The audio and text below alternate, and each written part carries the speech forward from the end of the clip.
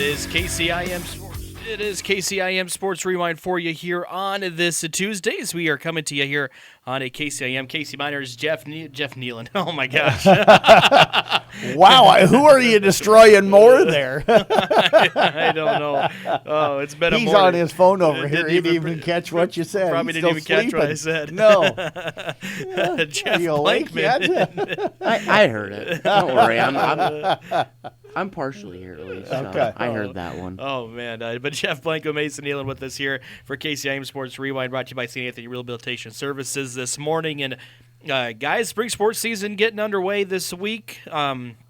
Everything going to be full underway in a couple of weeks with golf and soccer and track and all the fun stuff we got going on here in the spring sports season. March Madness tournament. I want to get Jeff's thoughts. Did you ever think Nebraska and Iowa would meet for a chance to go to the Elite Eight? No, and I didn't hope for it at all either. Happy Nebraska. I had Nebraska to lose to Vanderbilt in my pool. I'm glad they won. Can't say that for the other side of things. I don't know. Just that matchup. There's so much hatred between the fan bases. It's not fun. To have this matchup. Yeah. So did you watch the Iowa-Florida game? I did. No, actually, no. I'm going to make Iowa fans mad, but it's just the way it is. If they're winning, I can't watch. I can't stomach watching them win anything, so I couldn't have the game on. So, no. It was a very physical game. Yeah. A very physical game. Which benefited Iowa, I'm sure. It did for sure. They were able to slow the pace down and everything like that, and Florida had their chances late, but I had somebody tell me that did you see the clip of the tussle that happened in the game? And the punch? Yeah, I did. Yeah. You ask both ways, and Iowa fans are going to say, well, no, it wasn't a punch. He was going for the ball. And then you ask Florida fans, it's like, he's a punch. The shot should have been ejected to the game. He doesn't make the three, we win. Yeah. And I don't know. Plays out differently if he's ejected. Yeah, for sure. Yeah. For sure. I don't know. I thought it was I think it was incidental contact. Well, not incidental contact. It was both players were going after the ball. Condon threw Fulgaris down to the ground. Fulgaris reacted. It's what happens in sports like that sometimes. Yeah. I don't know. I don't know if it was a punch or not. That's my thing. I can't sit here and figure out if he was trying to throw a punch or if he was going for the ball, because he did cock back in full fist. Yeah. But then it happened to make contact with the ball. Yeah, if you're going for the ball, you don't go full back and do it the way he did it. But I had to laugh because I'll let the other guy over here describe his thoughts on it, and then I'll interject after he's done. He was trying to go for the ball and just accidentally missed. Which is not what he said originally yesterday, and then he changed because he's a Hawkeye fan. Yeah. Oh, he hit the game-winning shot, so I got to defend my guy. But yeah, no, that was a fun matchup. I couldn't watch parts of it because when Florida started to go on a run, I sat there and I'm like, every time I turn this dang game on, Florida goes up by a couple of points. So I turn it off, and then finally I'm like, all right, it's 72-70 with how many seconds left? Let me turn it on, and then he hits that three. But I was more shocked at the end of the game when Xavier Lee gets all the way down to the baseline with 1 second left and decides to do a wraparound pass at the guy's ankles. Yeah. Well, why even make that pass? You've got to know that you don't have time, and that leads me into one of the things I did want to talk about today. We saw it down at the girls' state basketball tournament. We saw it at the boys' state basketball tournament. I've seen it so many times in the NCAA. How do you draw up plays that have no chance of working or be effective? I mean, it is just incredible sometimes the incompetence that you see at the end of games. But is it with decision making and plays? I mean, who was it the other day? They threw it into their big trying to get it to their guard, and the big was so not wanting to have the ball up at the top of the key, and they ended up turning the ball over and not getting a shot off. And I'm like, I mean, Iowa did it right. They wanted the ball in Bennett Sturtz's hand. They got it to Bennett Sturtz and left him create a play. But it's like, I just can't understand the incompetence of some of the plays that are drawn up and just the inability of players to be able to execute plays late in the game. It's almost sad to watch sometimes. How many times down at the state tournament did we see shots not even get, up or turnovers, and you're not getting your best player to touch the ball. I can name at least 2 instances because I was broadcasting one and we watched the other. St. Albert against Newell Fonda girls, that was really bad. Yeah. And then Trainer against Kemper for the boys because they threw it into their big man and tried to set screens to get the ball to Lovely and couldn't get it to him. And so I'm like, I mean, it was at least more than that because periodically, I wasn't watching, but there were more times that they would just not give it to their best player. And I would say 80% of end-of-game situations here in the NCAA tournament and down at the state tournament, girls and boys combined, have been questionable how last possessions have been handled, or late-game possessions to be able to try and get a shot up have been handled. I'm going to play devil's advocate. Is it the playing of the draw? Is it the drawing up the plays, or is it the defense that they're seeing? I think it's a combination, but I sit here and I'm like, like I said, it's hard for me to say, but Iowa did it right. And I sit here and I look at Florida, and even late in that game, because even though I didn't watch it, I was following it on the app, so I knew exactly how the score was playing out. And I'm like, Bennett Sturtz is going to be the guy. Why are you not doubling him and making sure that he doesn't touch it?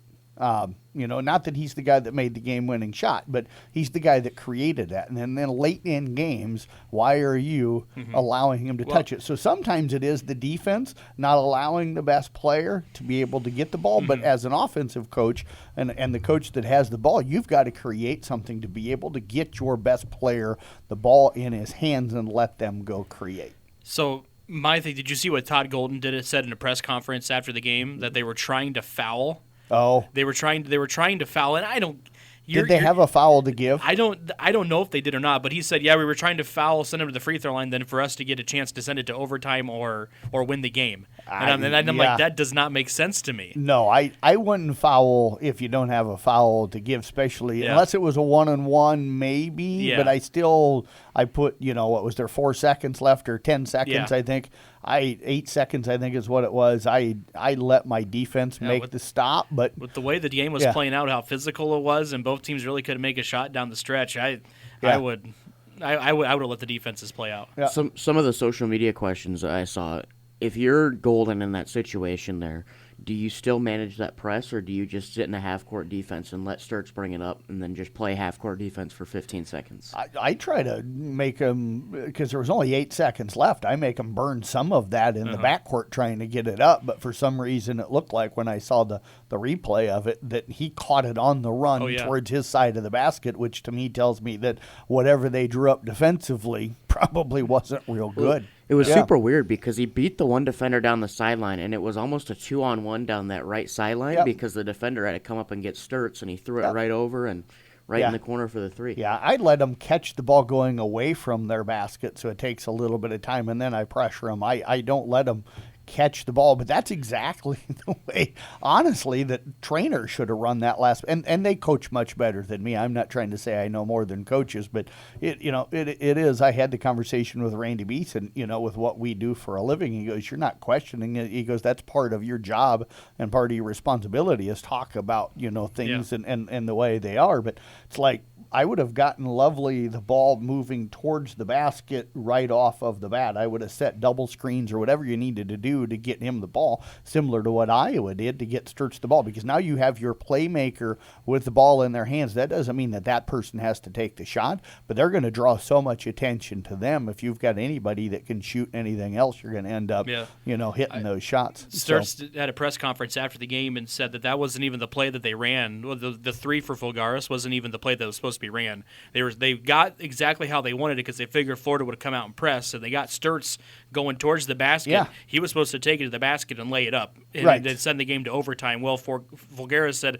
"I'm going to be open and make the shot, so pass it to him," and he did. And he knocked it down. Absolutely, and that's the best player having confidence. And Randy Snyder just texted and stuff. He mentioned that 7 coaches on the Florida bench, and not a one of them probably mentioned that keep the ball in front of you, which means don't let Bennett Sturtz get around you and get the ball heading towards the basket. The exact things that I'm talking about. But I tell you what, it's easy for us to sit here. It was easy for Mason and I sit down at State, even when we were in press row, and question. It's a lot different when you're the one that's on the bench having to call the things.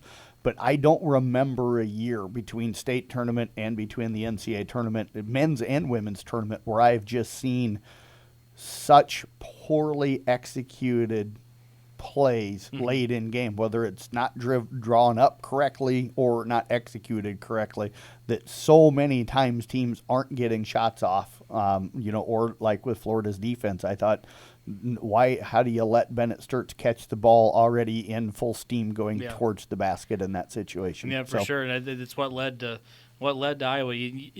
I wasn't sure, I don't know if just they were confused on the press a little bit, because it didn't seem like from the start that Florida had what they wanted set up and there was confusion on the floor, at least to me when I watched it.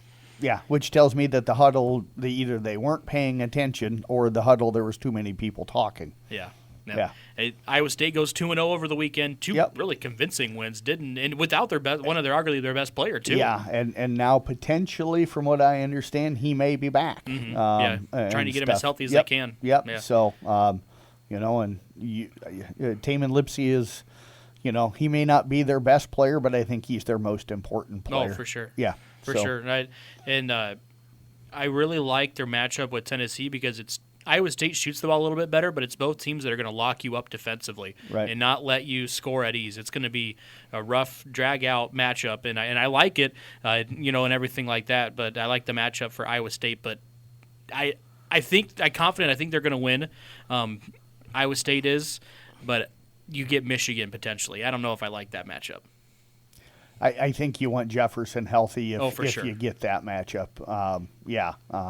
But as Mason said, he picked it, but he didn't think it. How many people really thought, 4.6% of the brackets? 4.8% of the brackets on ESPN. Had Iowa to knock off Florida. So in Michigan, there's no guarantee that they get there. So yeah. What have you guys thought getting to watch games so far throughout the NCAA tournament? I know I've seen so many people talk online that the age of the Cinderella is dead. Power schools are going to run this thing, and then all that stuff with the NIL money and everything like that. I think there's some truth to it. I'm not saying that you're not going to get some upsets maybe in that first round type of a thing, but I don't know. And you can call Iowa in a way a Cinderella as a 9 seed. Who's the other 9 that got through? There's 2 9s that got through. Well, Texas is an 11. Texas is an 11, and stuff. So, do you call them a Cinderella? Mm-hmm. Probably not, because they're in a power conference, but seed-wise. But, yeah, it's gonna take something special, because now most of the time you look at it, Sturts was at Northwest Missouri State to start his career, and then went to Drake. He's followed his coach, but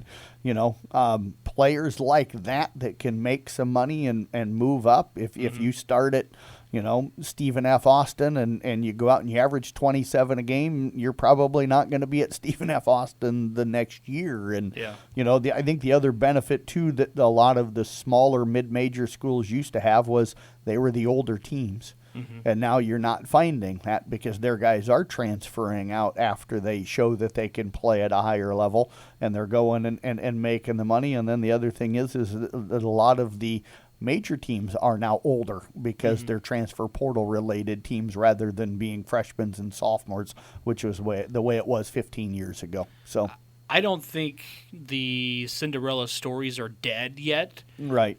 Just because I think that a lot of the mid-major teams, like you look at High Point, for a mid-major team, High Point has one of the largest NIL budgets of any of the mid-major teams. I don't know if they're for sure dead. I just think that we've seen the last 2 years of how strong the top level teams are. Right. And because you look at Michigan State, all of their kids are from Michigan. I've played at Michigan State. Right. Arkansas's got a lot of kids that have played at Arkansas. Duke's obviously, because they've got a bunch of freshmen, but and then Arizona, a lot of their kids have been from Arizona. So it's not, you see some transfer portal action at the top teams, but I still think that it's not as strong as what people think.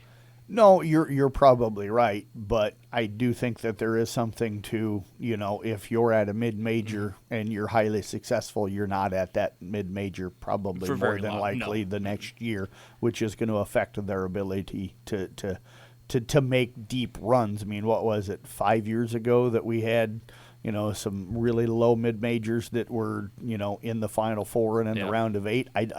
I'm not saying we'll never see that again, but I don't know if we'll see it as consistently as what we did maybe 5-10 years ago. No, for sure. Yeah. I agree. Yep. Yeah, you're probably not seeing the Loyola Chicago runs or the St. Peter's runs or the 16-over-1s anymore. I mean, you're not going to see a lot of George Mason that. runs and stuff like that. And, I get it. A lot of people sit here, I always have pulled for the upsets. I'm one that doesn't have a problem with George Mason in the Final Four. A lot of people want your names in the Final Four because a lot of times it's better games. But, if you're good enough to knock off teams and make that run to the Final Four, you've proved you deserved to be there. Yeah. Now, if you played it out 10 times, would it play out that way? Who knows? Probably not. But that's the thing that I love about the NCAA tournament, and is that it's one and done. You don't lose and get an opportunity to fight your way back through, and stuff. When you're done, you're done. It's over. So yeah, I don't know if a Cinderella team has to always be your mid-major making it to a Sweet 16, because like you mentioned, who would have thought Iowa would be in the Sweet 16? And if Iowa knocks off, if they knock off Nebraska and make an Elite Eight run, there's no doubt. Nobody thought that. Yeah, exactly. Yeah. Even Mason picked Nebraska to win. Yeah, I like that it's the third matchup. Yeah, I do too. Speaking of, though, somewhat, did you pick Texas to get this deep? Yep, okay. I had them going to the Sweet 16. I have them losing to Purdue, okay. just because I think they're more experienced than we are, and they've been around the block a couple times and know what they do. And I did, and I was going to this morning go off a little bit of a rant, but I'm not going to do it because I brought up the Cinderella story because everybody's saying that Texas isn't a Cinderella story, which I agree to some point because we play in the SEC and everything like that. Four. But we played in the first four. We won 3 games in 6 days, not even 6 days, something like that, to get to where we're at. But people were like, well, they have one of the largest NIL revenue budgets in the country. Right. We do. Yeah. But only about $3 million of that goes to men's basketball. Right. A lot of it goes to baseball and football. Like, if you were to break it up by sport, our men's basketball, like, one of our players probably makes what the whole team and coaches are making at, like, probably not coaches, but at the players are making on the roster. Right. So you got to look at it that way. Just because they see the big T and everything like that, people are like, and they get all upset. And it kind of, I get you. I don't know what a lot of the other schools actually spend. Because you only got $25 million, and it's got to be broken up, and a lot of that's going to go to football. You can't tell me that Cam Boozer isn't making over $3 million being a Duke right now. It depends. Know? It depends because there is a limit now with the NIL. There isn't, but with the revenue sharing, there is. I mean, Duke, I don't think that's a private school, so I don't think we can find out what they're making or whatever. But I got to throw this out, and I know people are going, oh, it's because he's a Nebraska fan. No, it's not. You bring up the Cinderella. I don't look at Nebraska as a Cinderella being a 4 seed, but there's a lot of people that look because they had never won a game in the NCAA tournament before. They were talking about this after the game. Is Nebraska a Cinderella having made it to the Sweet 16? I say heck no. They were ranked in the top 10 for a decent portion of the season. So I could say yes, but I could say no because of their highly ranked. But at the same time, the definition for me to a Cinderella is a team that you did not expect to be where they're at. Right. If Nebraska makes a Final Four, who would have thought Nebraska would make a Final Four? You know what I mean? Yep. Like, to me, it would depend on how they do from here on out. Right. Is the way I would see it. Yeah. Yeah. I hate the fact if they lose that it's got to end to you guys. That's the part that it's gonna, for Nebraska fans. It's going to be a downer on what has been an amazing season and an amazing run. And for a guy like me that lives here, my phone was already blowing up on Sunday night as soon as Iowa hit the shot of people telling me, can't wait to end your guys' season and all this other. I'm not going to be wanting to get all of the text messages if we lose. Let's just say that. That's the reason why I'm not excited about the matchup. If you talk about basketball, though, I think, 7 of the 16 teams are from the Midwest? Yeah. Mm-hmm. Which is crazy. Like the Big Ten's got 6 teams at a conference that season was really dominated by the Big 12. Right. To see 6 teams from the Big Ten, I think the Big Ten's got to be really happy. Well, but you also got to look at, I agree with you that I think that a lot of people thought it was dominated by the Big 12, but didn't the SEC and Big 10 have more bids than the Big 12 into the dance this year? I think Texas, not Texas, but I think the SEC had 10. Yeah, so I think both the SEC and the Big 10 had more bids, which gives them the opportunity to have more teams get through and stuff. So for me, I want to throw this out here real quick here too. Last year was the first year that we did a women's pool for our bracket I'm in challenge. dead last. Oh, okay. I looked at it. Trust me, you're not going to lose. Trust me, you will not lose. We've always done this trophy presentation at the end for the winner and loser. Should we flip it this year and give the trophies to, Not this year, maybe next year. Is there a reason you don't want to flip, Mason? I spent a little less time on my women's bracket, and let's just say I picked a certain team that's pretty close to this area, and they got knocked out by a 10 seed last night. So. Yeah. Oh, my gosh. Yeah, he's in first place right now in the men's, but he has a feeling that he's going to finish in last over on the women's. Well, because UCLA won last night, didn't they? They did. So I don't think there's any mathematical way I can't finish in last. Right. Yeah, everyone else has UConn and UCLA. I had everybody in my Final Four for the women's is still there, but my first round and second round were absolutely awful. Yeah.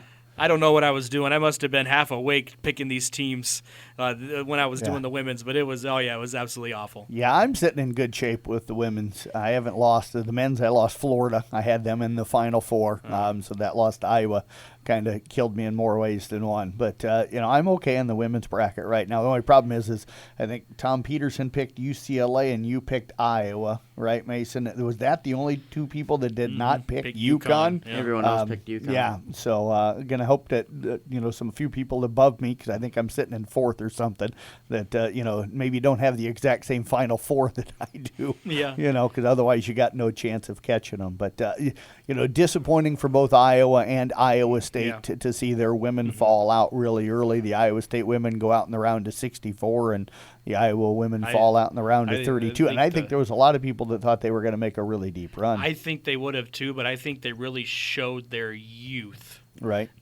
In both games. I was texting with a friend, and I said, this might be the 2 worst games I think I've seen them play all year. Right. I didn't get a chance to watch either one of them. The Fairleigh Dickinson game wasn't very good, but you ended up pulling that game out late by 10.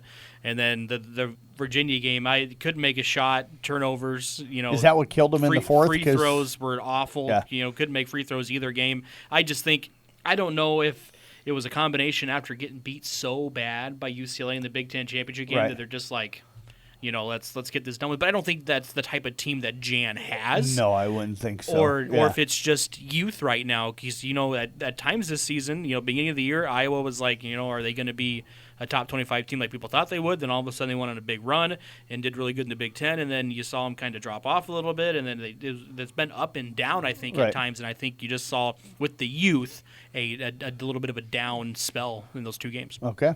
But yeah, I mean, I saw a tweet the other day, and somebody was just like, Iowa's going to be fine because they play, I think, majority sophomores and a couple of juniors in there, but there's not a lot of people that are going to be on their way out. So I think they should be fine, and I think Iowa State should be fine, obviously. Is Audie done, or is she still playing? No, she's a junior. She's a junior, so then they should be fine with her staying around. But, you just got to figure some other stuff out.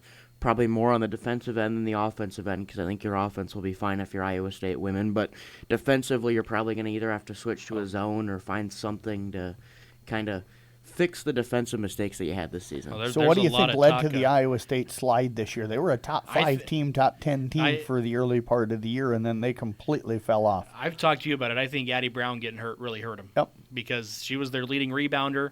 Yep. Gave them some defense down in the post. I know that everybody wants to talk about Audie's offensive game and how good she is, and she's a great offensive player, one of the most dominant offensive players they have in college basketball. Her defense is where she lacks a little bit, and not having Addie Brown there to kind of help with that a little bit, I think really hurt them. Yeah. There was one thing I got to point this out here real quick, too. Always be careful of what you listen to and watch on social media. I saw this thing get posted out, about Audie. So I watched it the other day, and they were talking about how she's battled through so many issues at Iowa State. And the one that I was just like, oh, my gosh, how do you even do this? They're like, after her freshman year, her head coach quits and takes another job somewhere else and leaves her at Iowa State, and she could have followed him. And I'm like, Bill Finley's been there forever and hasn't left. So if you're going to put out some kind of a thing on a player, at least put out realistic information, because I'm like, that was so wrong and you so think Finley's incorrect. gone? No, I don't. A lot of people are thinking he might be on his way out the door. Really? Yeah, just because of how this season started, and it's back-to-back years now where they have had really high expectations, and they've barely gotten into the NCAA tournament. He's the greatest coach that they've ever had. I think he's like Kirk Ferentz at Iowa. I think he writes his own ticket on when he wants to leave. I can't see them. That women's program was not real strong before he got there. I can't see them. Maybe I'm wrong, but I just can't see them letting him go. Yeah. We'll step away, take a break real quick. We'll talk some spring sports when we come up here on KCIM Sports Rewind. As the athletes at your house prepare for hard work and fun of the season, remember that St. Anthony Rehab Services provides physical therapy for any sports injury that may sideline your member of the team. Sports injuries can plague kids of all ages and keep them from playing the sport they love. Athletes will be under the direct supervision of a certified and licensed healthcare professional in the newly renovated sports performance facility. If an injury is keeping your athlete out of the game, call St. Anthony Rehabilitation Services at 794-5000 for sports injury and treatment rehab.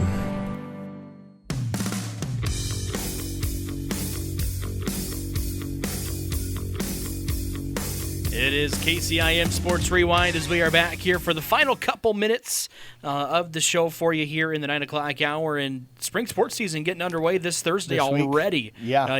Not much time off between the two seasons. You guys have been out running around with media days and everything like that, but got some early bird track meets this week. But expectations, I think, pretty high for a lot of our athletes here in the area for the one coming up this spring. Yeah, I mean, obviously I'm going to start over at Peyton Sheridan. We've got a kid coming back that was last year a state champion and our only state champion. But, I mean, we went to Coon Media Day the other day, and I kind of joked with Cal. I was like, state title in your future? And he's like, I'm slowly gaining on the kid. And I go, how close? And he goes, about 8 feet. I talked to him about that one. But we've got some good expectations. I mean, I look at some of the girls that were freshmen or sophomores last year that did pretty well down at the state tournament. And or at the state meet, and I think that they'll come back and be pretty strong here. And it kind of helps that now I've got a full year under my belt, so this was the first season that I was kind of a part of, so I understand how things work and who's who and kind of how it all goes. So I think that we're going to have a pretty good year. Yeah, I think we've got a lot of returners back from the state meet a year ago in track. We have both of our reigning players or athletes, I guess, track athletes of the year, and Trayvon Keeley and Tristan Gordon back. So that should really benefit. You're really excited about Carroll boys soccer this year as well and the potential of that team. There's a lot of really good players on that team this year.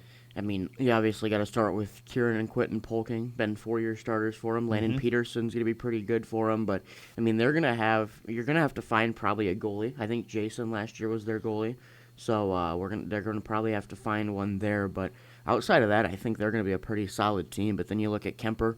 They're going to have to probably rebuild in soccer without Carson Canny. You're going to have to find out who at the top is going to be kind of your striker and then work your way back from there. And then East Sac, I mean, they were a pretty young team last year as well, young head coach in that sense as well. So I think they're just honestly growing together. So I think this year they might take a step forward. And I think the Kemper girls potentially could be pretty salty this year as well. Sierra Pudens, their all-time leading scorer, back got a chance to to lead put that record out of place where nobody can reach it. Yeah, and I still chuckle the fact that Catherine Mayhall broke it, just a few years ago, and literally in the interview said, well, Sierra's going to shatter that, here in a couple of years, and she's broke it. She hasn't shattered it yet, but she's got a full season to put some distance between herself and maybe anybody else. But so I look forward to the start of the spring sports season. We have just the one-door outdoor meet coming up this week. Carroll's hosting their early bird, so of course we'll see Kemper and Carroll both at that. And this one's really grown. I can remember the first year they hosted it. It was when they were redoing the facility here in town, and it was over at Boone. And I think it was Carroll, Kemper, Boone, and I think maybe one other school. So there was 4 teams that came to the first ever early bird, and I drove over for it. And you get these late May track meets, and they're not always exactly warm, and that was one of those 41-degree days with northwest winds at 20 mile an hour, and it wasn't very comfortable over there.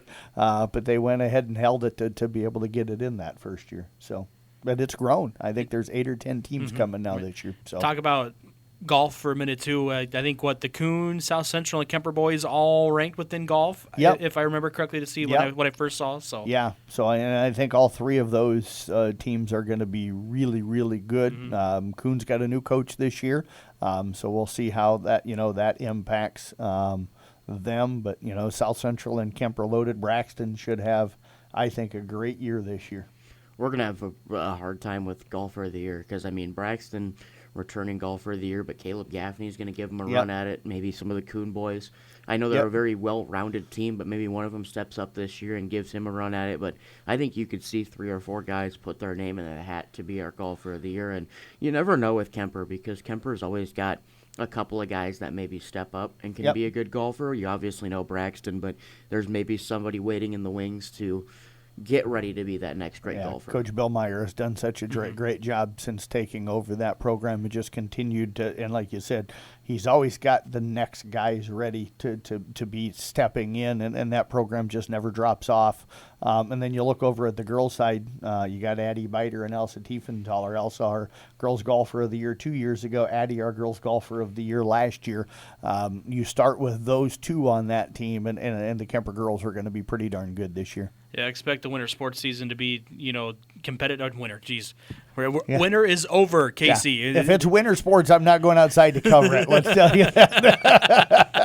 But spring sports season getting underway this week. That'll wrap up KCIM Sports Rewind for this Tuesday. Check out a podcast of it just moments up on our website. Western Iowa's news and classic hit station is 1380 AM, 95.1 FM, KCIM Carroll. Broadcasting from the Wild Rose Casino.